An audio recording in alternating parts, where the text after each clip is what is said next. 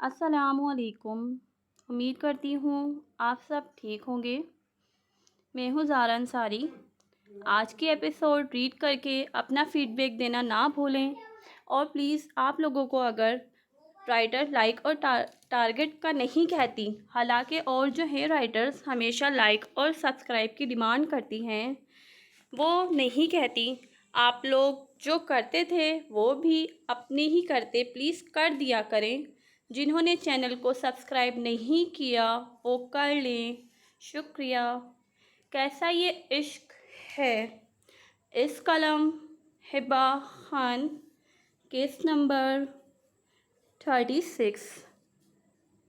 रानिया अपनी मंडी मंडी आंखें खोले चारों तरफ देखने लगी। जहाँ बड़ी बड़ी मशीनें पड़ी हुई थीं, रानिया के पेट में शदीद किस्म की दर्द की एक लहर दौड़ी थी। इसके पेट में पहले ही दर्द था, ऊपर से इसे रस्सी की मदद से कुर्सी से कस के बांधा हुआ था। इतनी तो वो समझदार थी, वो किडनैप हो गई थी। यही सोचते इसके औसां खता होने लगे थे। उसके जहन में पहला ख्याल ही अपने शाहजी का आया। ज़बान से एक लफ्ज़ अदा हुआ था, शाहजी, शाहजी बचाओ। रानिया चीखती चिल्लाती होश में आती यामान शाह को पुकारने लगी। अबे चुप कर भिखारन, चीख कर दिमाग ना खराब कर, वरना मार मार कर तेरा वो हाल करूँगा। तेरा शाहजी भी तुझे पहचानने से इनकार कर देगा। वो गुंडा रानिया के चिल्लाने पर गुस्से से बोला, छोड़ो मुझे, मेरे शाहजी तुम लोगों को मार डालेगा। अगर मेरे शाहजी को पता चला कि तुमने मुझ पर गुस्सा किया है तो तुम सबको नहीं छोड़ेगा। मुझे छोड़ो। रानिया अपनी पूरी हिम्मत लगाती कुर्सी से उठने की कोशिश करने लगी, लेकिन रस्सी काफ़ी कस के बांधी गई थी। चल हम भी देखते हैं तेरा शाहजी क्या करता है। तेरी अक्ल ठिकाने लगाता हूँ। वो आदमी सिगरेट ज़मीन पर फेंकते रानिया की तरफ बढ़ने लगा। रानिया खौफ से नफ़ी में सर हिलाने लगी। पास मत आ, मेरे पास मत आ, देख मैं तुझे जान से मार डालूँगी, मेरे पास मत आ।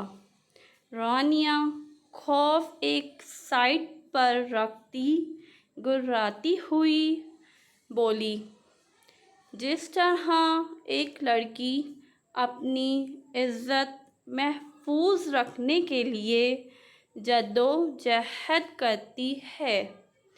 क्या कर लेगी? तो आ गया मैं तेरे पास। रानिया के बालों को मुट्ठियों में जकड़ते वो आदमी उसका सर ऊंचा करते एक ज़ोरदार थप्पड़ रसीद किया था। रानिया के मुंह से एक सिसकी निकली थी। दिल था जो शाहजी के पुकार पर धड़क रहा था। मेरे बालों को छोड़, मैं तुझे जान से मार डालूंगी। रानिया के अपने लब गालियां देने से रुके थे। इसके शाह जी ने इससे गालियां देने के मना किया था। क्या कर लेगी? तो वो आदमी भी ठीठ बने। रानिया के दुपट्टा उसके तन से अलग कर गया। अपने स्लीपर वाले पैर उठाते रानिया ने इस आदमी के पेट से नीचे वाले हिस्से में मारा था, जिससे वो कहराते हुए लड़खड़ाकर ज़मीन पर गिरा था। आह कमीनी, मैं तुझे छोड़ूंगा नहीं। वो आदमी खुद को संभालते रानिया की तरफ लपका था।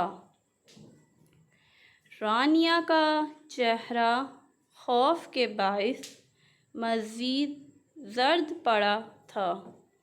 इसने हिम्मत करके लात तो मार दी थी, लेकिन अब वो आदमी इसके साथ क्या करने का इरादा रखता था, ये सोच ही इसके लिए काफ़ी थी। ए राशिद, छोड़ इसे। मैम की गाड़ी की आवाज़ आ रही है। वो पहुंच चुकी हैं।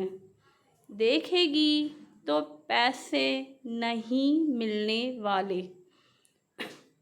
दूसरा आदमी राशिद को होश दिलाते बोला, जो अभी भी दर्द से कहराते उठते रानिया की तरफ बढ़ने वाला था। अपने दूसरे साथी की आवाज़ पर अपनी जगह रुकते रानिया को नफ़रत से देखा था।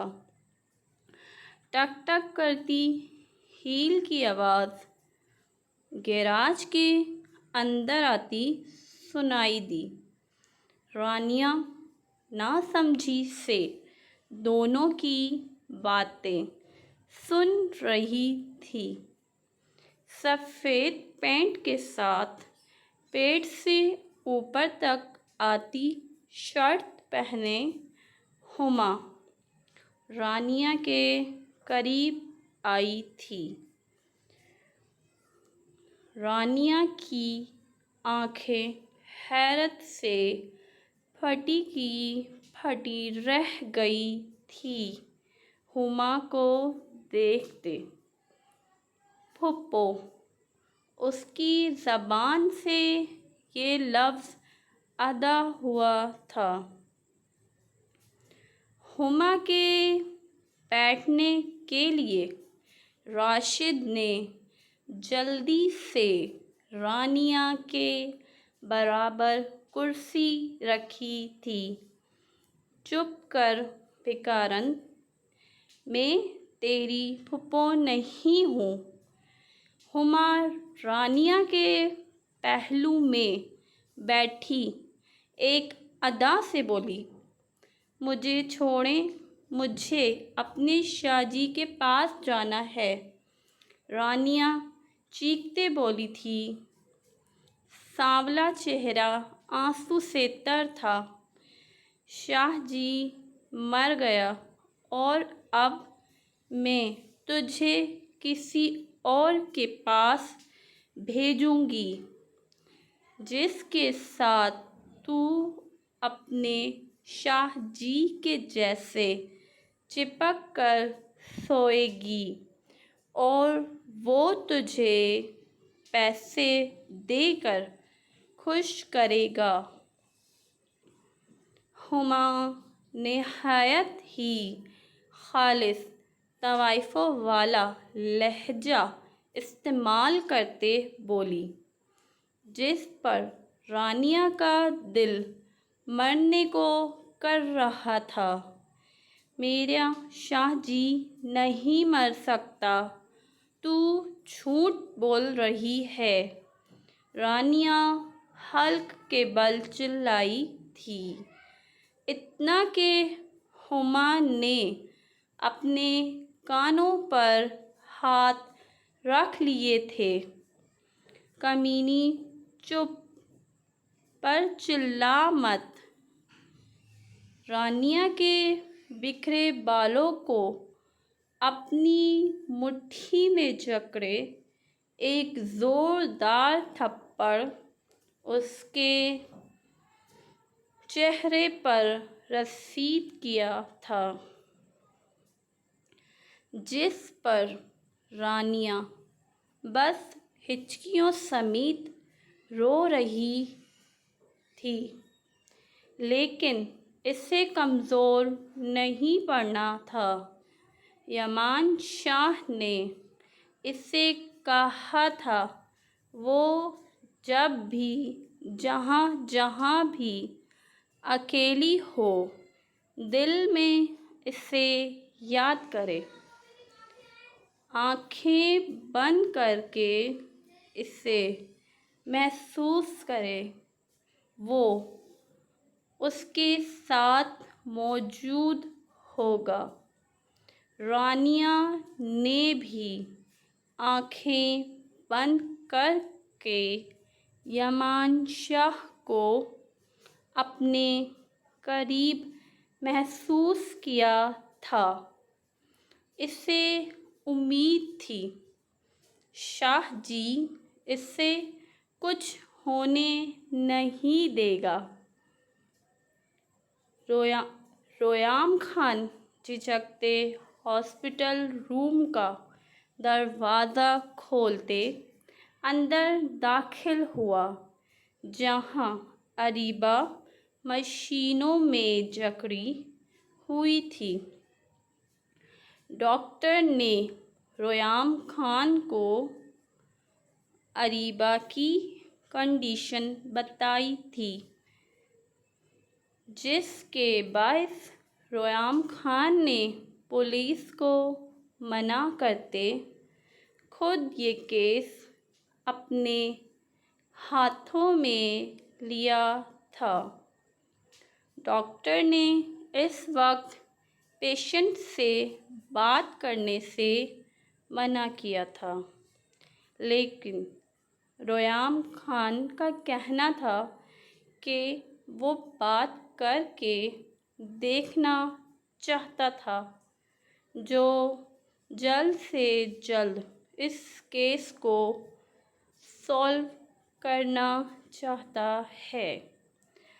आंखें खुली हुई थी, फ़कत छत को घूर रही थी, जिनसे आंसू निकल निकल कर तकिए में जज़्ब हो रहे थे।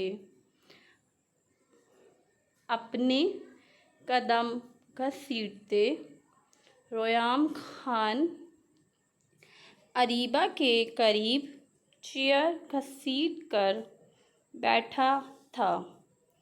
आप कहाँ से आई हैं? वो लोग कौन थे? रोयाम खान इसके चेहरे पर नज़रें मरकूज़ किए पूछने लगा। अरीबा ने खाली खाली नज़रों से आंखें घुमा के रोयाम खान की तरफ देखने लगी। प्लीज़ आप मुझे बताएं वो लोग कौन थे? उनके चेहरे आपको याद होंगे। आप स्केच बनवाने में मदद करें हमारी। आप कहाँ से आई हैं ताकि हम आपको आपकी फैमिली तक पहुँचा दें, और जिन्होंने आपका साथ ज़्यादती की इन्हें सज़ा दिलवाऊं। मुझे मरना है, मुझे क्यों बचाया आपने? अरीबा भारी लहजे में बोलते बिना आवाज़ किए रोने लगी। देखें, आप रोएं मत। आपके साथ जिसने भी इतना गलत किया है, मेरा आपसे वादा है मैं इन्हें सज़ा दिलवाऊंगा। मैं आपके हक़ में स्टैंड लूँगा। रोयाम खान अपनी नज़रें चुराते बोला, यकीनन अगर वो वक्त पर पहुंच जाता तो शायद अरीबा के साथ इतना बुरा ना होता।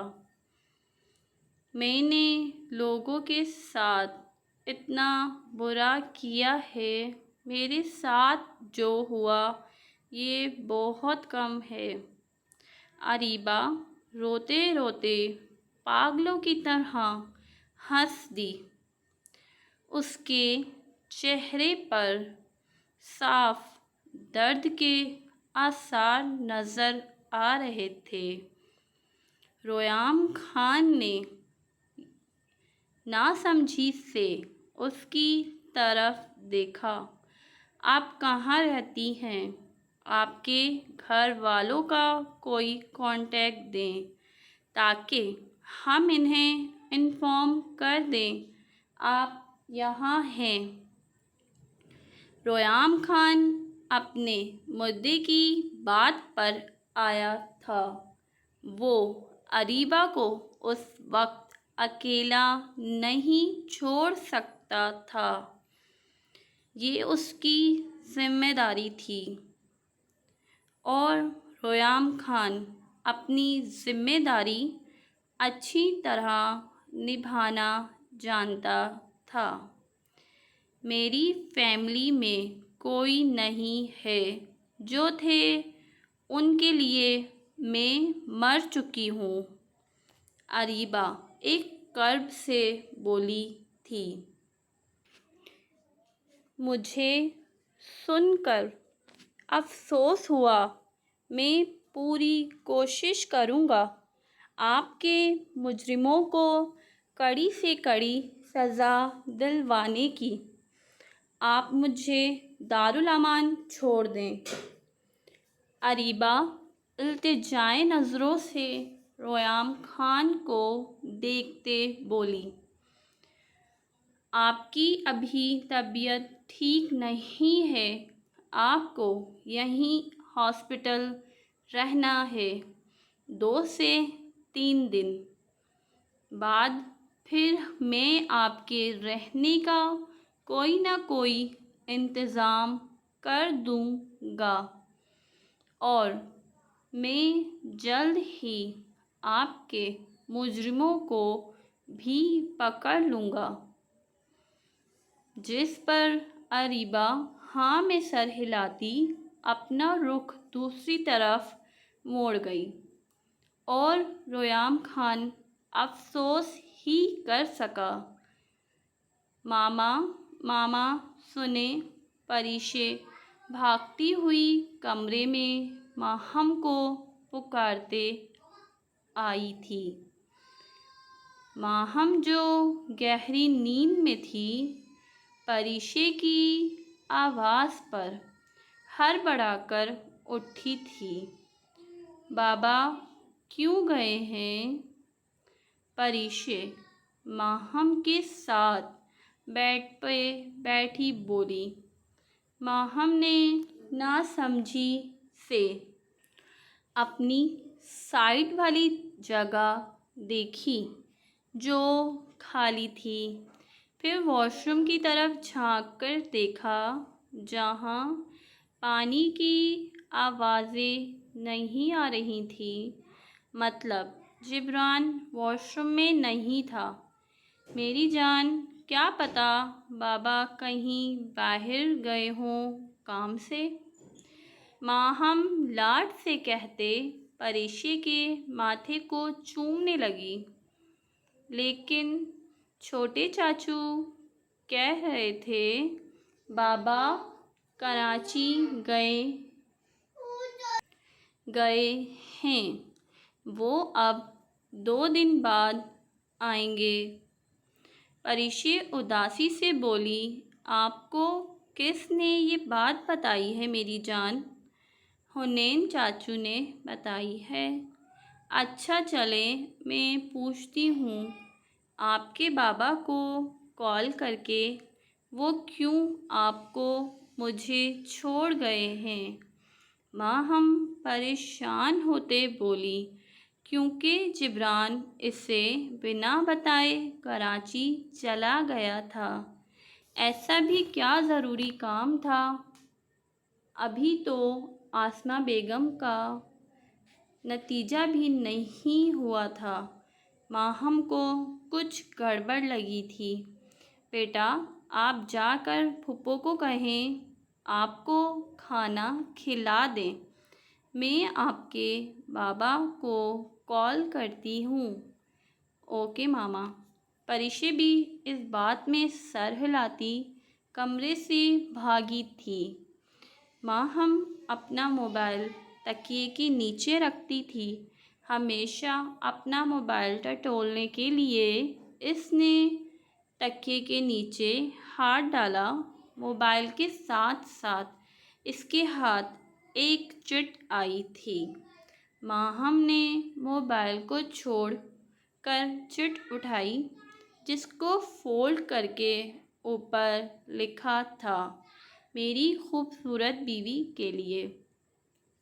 माहम ने चिट खोली। जैसे जैसे वो पढ़ती गई, चेहरे पर परेशानी के तासरात नमूदार होने लगे। रानिया किडनैप हो गई है। मैं कराची जा रहा हूँ, यमान के पास। इससे इस वक्त मेरी ज़रूरत है। मैंने घर पर बता दिया है सबको जाने का। तुम अपना और मेरे बच्चों का ख्याल रखना। रानिया के पता लगने के बाद जल्द आऊँगा तुम्हें और परी को लेने। किसी भी चीज़ की ज़रूरत हो हुनैन शाह को कहना, लाकर दे देगा। तुम सोई हुई थी, जगाना मुनासिब नहीं समझा। जिब्रान शाह की लिखी तहरीर पढ़ते माहम की सारी सोचें हुमा की तरफ गई थी, जिस औरत से वो सबसे ज़्यादा नफ़रत करती थी। उसने ही तो माहम के दिल में रानिया के लिए नफ़रत पैदा की थी। इसे खाई में खोदा था अपने मफाद के लिए। माहम की आँखों से बेहिसाब आंसू निकले थे। थोड़ी देर रोने के बाद वो अपने दिल का बोझ हल्का करती वज़ू करने लगी। घर से वॉशरूम गई। वज़ू करके जब वो बाहर आई, दोपहर की अज़ान हो चुकी थी। नमाज की नीयत बांधे वो नमाज पढ़ने के बाद दुआ के लिए हाथ उठाए रानिया की खैरियत की दुआ करने लगी। वो जानती थी हुमा को वो औरत किसी की भी ज़िंदगी बर्बाद कर सकती थी। माहम अपने खुदा के सामने गिड़गिड़ाते उसकी हिफाजत की दुआएं मांग रही थी। रानिया की हालत इस वक्त इस कदर ख़राब थी, दोनों सांवले गाल पर थप्पड़ों के निशानात थे, उसकी नाक से खून बह रहा था, तो दूसरी तरफ से उसका होंठ भी फट गया था। पेट में दर्द की लहरें उठकर इसे गनूदगी में जाने पर मजबूर कर रही थी, लेकिन नहीं, इसे बेहोश नहीं होना था। इसे डर था, अगर वो बेहोश हुई और हुमा ने इसे कहीं पर बेच दिया तो वो क्या करेगी। इसे जाकर अपने शाहजी का इंतज़ार करना था। बंद होती आंखों के साथ वो पेट में उठते दर्द की लहरों को बर्दाश्त करते ज़ब्त से कुर्सी पर बैठी हुमा के मक्कार चेहरे को देख रही थी। हुमा उसकी हालत पे कहका लगाती वहाँ से उठती बाहर की तरफ चली गई थी, लेकिन पहले अपने दोनों आदमियों के पास खड़े होकर ये कहना बिल्कुल ना भूली थी कि उसकी हालत कदर बेहतर करो, 1 घंटे के अंदर अंदर हमें एयरपोर्ट के लिए निकलना होगा। रानिया ने जब ये बात सुनी तो इसका दिल खौफ से लर्जा था। क्या हुमा सच में इसे बेचने की बात कर रही थी? इसे बिल्कुल भी यकीन नहीं आ रहा था। उसका दिल खौफ की शिद्दत से धड़क रहा था। दोनों गुंडेनुमा आदमी भी उसकी बेबसी पर कहका लगाते बाहर खाने की तरफ बढ़ गए थे। वो एक छोटा गैराज नुमा जगह पर मौजूद थी। एक आदमी बेदिहानी में खाना खाने के लिए चला गया था और वो अपना मोबाइल इधर ही पास छोड़ गया था। रानिया के दिल में उम्मीद की एक किरण उसे नज़र आई। दिल ने शिद्दत से दुआ की कि मोबाइल पर पासवर्ड ना लगा हो, और उसने कुर्सी को उठाकर अपने पेट में उठते दर्द को बर्दाश्त करते कुर्सी भी तरह से इस मोबाइल तक बस पहुंचना चाहा था। कुर्सी को घसीटने की वजह से वो धर्म करके नीचे भी गिरी थी, जिसकी वजह से गिराज की खुद ज़मीन पर इसका माथा लगा तो वहाँ से भी खून बहना शुरू हो गया था। वो उस वक्त कदर बुरी हालत में थी, आँखों से बलबल आंसू बहाती वो सिर्फ़ और सिर्फ उस खून तक पहुंचना चाहती थी ताकि वो अपने शाहजी को इत्तला करे कि वो यहाँ पर मुसीबत में है और उसे आकर बचाए। रेंगते रेंगते दर्द बर्दाश्त करते वो किसी भी तरह से बस मोबाइल तक पहुंच ही गई थी। हाथ बढ़ाकर मोबाइल उठाया और मोबाइल को उठाने के बाद अपने जहन पर जोर डालकर वो अपने शाहजी का नंबर याद करने लगी, जो यमान शाह ने इससे रवानी में याद करवाया था, ताकि किसी भी मुश्किल के वक्त वो उसे फ़ोन कर सके।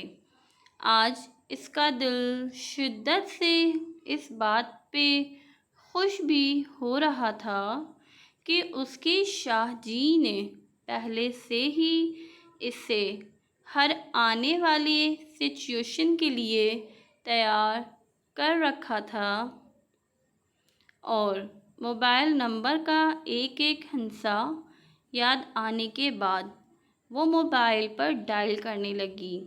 आखिर में वो कॉल के बटन पर क्लिक कर दी। कॉल मिला गई थी। इसका दिल शिद्दत से धड़क रहा था। पता नहीं अननोन नंबर से कॉल जाते उसके शाहजी उठाएंगे भी या नहीं। यामान शाह जो इंतहाई परेशानी गुस्से से ढारते हुए जिब्रान शाह और फ़ाहद मलिक पर अपना गुस्सा उतार रहा था, अननोन नंबर पर कॉल आते देखकर वो ठटक कर रुका था। बेसाख्ता ही इसने बौखलाकर यस का बटन दबाने के बजाय कॉल कट कर दी थी। शिट, ये मैंने क्या कर दिया। अननोन नंबर से कॉल आ रही थी। हो सकता था वो मेरी प्रिंसेस हो और मैंने कॉल ही कट कर दी। यामान शाह ने हवास बाख्ता से होकर जिब्रान और फ़ाहद को आगाह किया था। अब गुस्सा करने का क्या फ़ायदा, दोबारा से कॉल मिला कर देखना, फ़ाहद ने तब कर कहा था। वो इंसान गुस्सा कर रहा था लेकिन होश से काम नहीं ले रहा था। दूसरी तरफ रानिया का दिल टूट सा गया था उसके साथ जिन्हें उसकी कॉल कट कर ली थी। उम्मीद की किरण जो उसे नज़र आ रही थी, अब वो दोबारा से अंधेरे में गिरने लगी थी। अभी वो ये सब कुछ सोच सोच कर रो रही थी कि दोबारा से कॉल आने लगी। एक लम्हा भी नहीं लगाया था उसने कॉल उठाने में। कॉल उठाते ही वो बौखला कर कहना शुरू हो गई थी, शाहजी आप कहाँ पर हैं शाहजी, उन्होंने मुझे बहुत मारा शाहजी, मेरी नाक से खून बह रहा है। शाहजी आप कहाँ पर हैं, प्लीज़ जल्दी आ जाएं। रानिया फूट फूट के रोते हुए आधे अधूरे जुमले से जैसे अपने शाहजी को अपने पास बुलाना चाह रही थी। प्रिंसेस मेरी जान, रोना बंद करो, शाहजी कुर्बान, शाहजी सदके तुम्हारे, रोना बंद करो, मैं बस जल्दी से वहाँ पर आता हूँ, तुम रोना बंद करो। यामान शाह तो अपनी प्रिंसेस की रोती हुई आवाज़ को सुनकर तड़प उठा था। वो और जल्दी से कंट्रोल रूम के अंदर भागते हुए इस कॉल को ट्रेस करने के लिए अपने ऑफिसर्स को कह दिया था। कंट्रोल रूम का सारा अमला फुर्ती में आया था और जल्दी से यामान शाह को जिस जगह से कॉल आई थी इस जगह को लोकेशन निकालने का अमल जारी रखे हुए थे। शाहजी जल्दी आ जाएं, आपको पता है फुप्पो इन मोटे मोटे आदमियों से कह रही थी कि वो मुझे यहाँ से 1 घंटे के अंदर बाहर लेके जाएगी और वो मुझे किसी को बेच देगी। फुप्पो पता नहीं क्या कह रही थी कि मुझे किसी के साथ सोना है। रानिया अपनी बेखबरी में यामान शाह को अज़ियतनाक भट्टी में फेंक चुकी थी। शाहजी की जान, रोना बंद करो और आप किसी के साथ कहीं भी नहीं जाओगी। बस अब आपका शाहजी अभी पहुंच रहा है। यामान शाह कॉल पर बात करते हुए बाहर गाड़ी की तरफ तेज़ी से भागते साथ ही फ़ाहद और जिब्रान के साथ लोकेशन शेयर करते हुए वो तेज़ी से उस जगह की तरफ रवाना हो चुका था जो यहाँ से तकरीबन 1 घंटा और 15 मिनट की दूरी पर थी। लेकिन ये 15 मिनट का फासला यामान शाह के लिए बिल्कुल भी कोई मायने नहीं रखता था। 1 घंटे का सफ़र तो वो तेज़ी से तय कर सकता था। ए साली कमीनी, तेरी इतनी जुर्रत कि तूने हमारे फ़ोन को हाथ लगाया। अभी यामान का मज़ीद कुछ कहता कि इसे दूसरी तरफ से आवाज़ साथ ही इसे एक जन्नाटेदार थप्पड़ की आवाज़ भी आई थी। और इस थप्पड़ को महसूस करते यमान शाह तड़प उठा था। अपनी प्रिंसेस को इसने किस कदर खुद से मानूस कर दिया था, इससे तो यमान शाह ने फूलों से मारने का भी नहीं सोचा था। थप्पड़ तो बहुत दूर की बात थी, एक बार बस इस जगह पे पहुंचने की देर थी। इसके बाद इन गुंडों का वो क्या करने वाला था, वो खुद भी नहीं जानता था। एक ही थप्पड़ था जो रानियां दोबारा से अपने गाल पर बर्दाश्त करते गनूदगी में जा चुकी थी, और दोनों आदमी भी अब पुरसुकून से होते इस कॉल से सिम निकाल के फेंकते, जल्दी से रानिया को उठाते गाड़ी में बिठा गए थे। इससे अपने मालकन के कहने पर एयरपोर्ट की तरफ रवाना कर चुके थे। यमान शाह वहमो गुमान में भी नहीं था कि इस जगह पे पहुंचकर इसकी प्रिंसेस वहां पर नहीं होगी, और ऐसा ही हुआ था। 1 घंटे की इतनी रैश ड्राइविंग करने के बाद भी वो इस जगह पहुंचा तो वहां पर सवाए रानिया के दुपट्टे के सिवा कुछ भी नहीं मिला था, और साथ ही जो रानिया ने जिस मोबाइल पर की थी, शायद इस सिम का भी उधर टूटा हुआ हिस्सा मिला था। प्रिंसेस कहाँ हैं आप? यमान शाह इसका दुपट्टा हाथ में लिए गैराज में खड़ ज़मीन पर घुटनों के बल बैठता चीखते हुए से पुकार रहा था।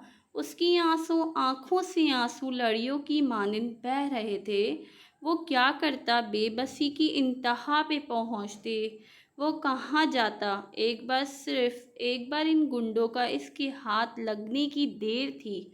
इसके बाद वो उन लोगों का क्या हशर नशर बिगाड़ने वाला था, वो खुद भी नहीं जानता था।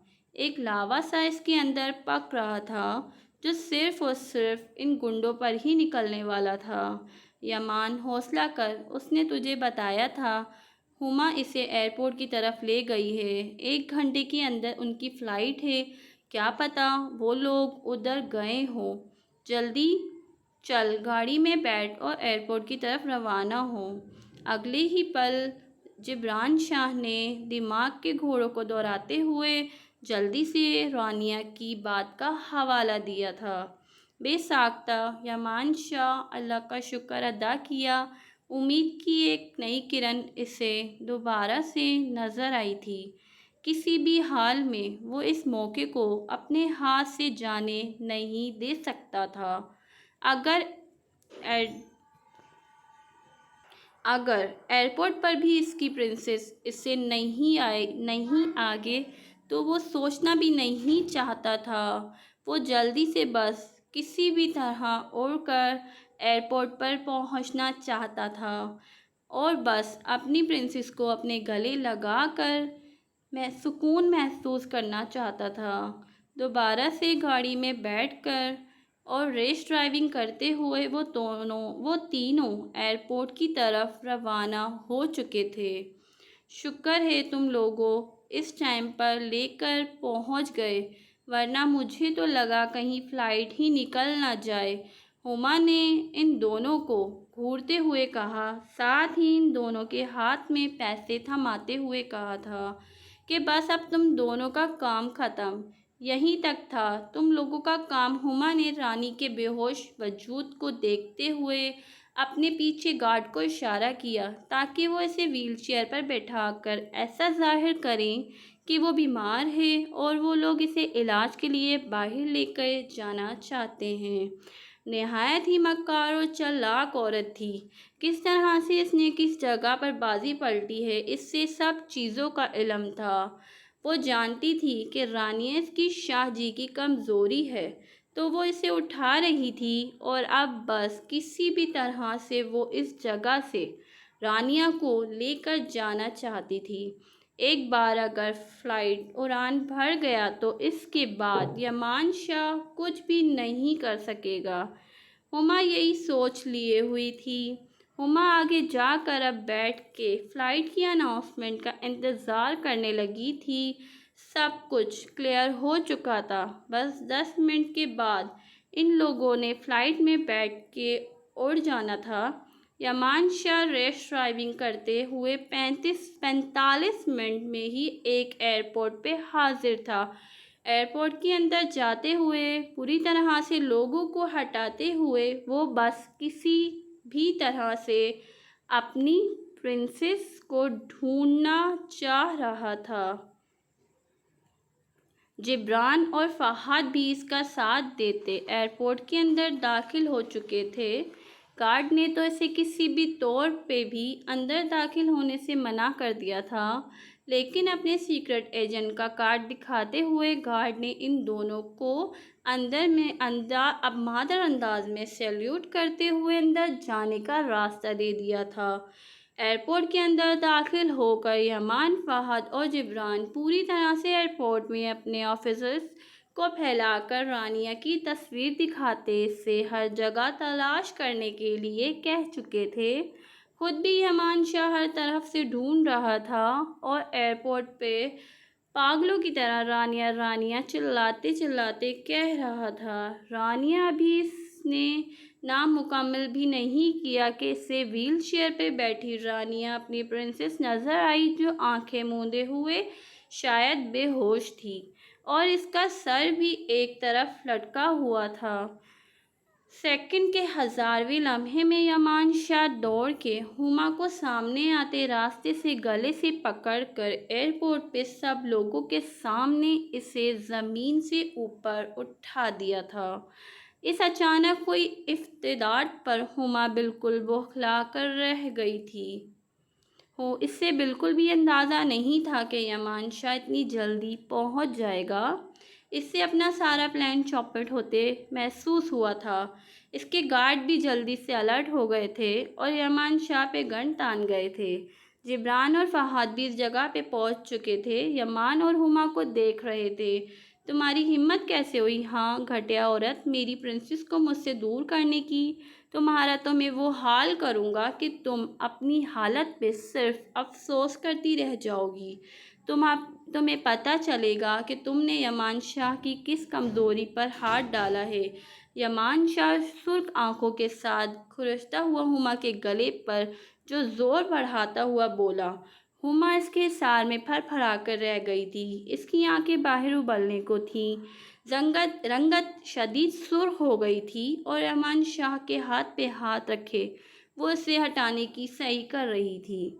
अचानक ही यमान शाह ने अपना हाथ हटाया तो हुमा लहरा कर ज़मीन पर गिरी थी और शदीद इसे खांसी का दौरा पड़ा था। रंगत सुर्ख सी थी, अब सर्द रंगत में तब्दील हो रही थी। यमान शाह ने बेहद गुस्से से इसकी तरफ देखते हुए लेडी ऑफिसर्स को बुला के हुमा को उठा कर वहाँ अपने टॉर्चर रूम में ले जाने का कहा था। नहीं नहीं, मेरा प्लान इतनी जल्दी चौपट नहीं हो सकता। कुछ ना कुछ तो करना होगा। इतनी आसानी से मैं हार नहीं मान सकती। शदीद खांसी के दौरान भी इसे अपने मफाद के लिए सोच रही थी। अगर वो पकड़ी गई तो वो किसी भी तौर पर रानिया को यमान शाह का होती नहीं देख सकती थी। अब हुमा की आंखों का मंजर साफ था, यमान शाह को देख सकती थी, जिसने अपनी प्रिंसेस के चेहरे पर पानी का छिड़काव करते इसे होश दिलाया और साथ ही वो ज़ोर से इसे अपने गले में भींचे हुए था। खामोशी से लेडी ऑफिसर्स के साथ उठकर इसने अपने गार्ड को एक मखसूस इशारा करते हुए अपने पास बुलाया। गार्ड जैसे ही इनके करीब हुआ, बिना किसी को समझने का मौका दिए हुमा ने गार्ड के पैंट पर से पिस्टल निकालते हुए ठा की आवाज़ के साथ रानिया पर फायर किया। वो फायर रानिया को पेट को चीरता हुआ ज़मीन को खून से दागदार कर गया था। लम्हों का खेल था। हुमा ने सब कुछ बर्बाद करना था तो वो बर्बाद कर भी चुकी थी। अगर वो खुद बर्बाद हो रही थी तो इन लोगों को भी खुश तो नहीं होने दे सकती थी। अगर वो अपने मफाद में कामयाब नहीं हुई थी तो इन्हें कैसे कामयाब होने देती? किसी को कुछ भी समझने का मौका नहीं मिला था। सभी अपनी जगह दुम साधे रानिया के पेट से निकलते हुए सुर्ख रंगीन खून को देख रहे थे, जो ज़मीन को और यमान शाह के कपड़ों को पल में दागदार बना चुका था। जारी है।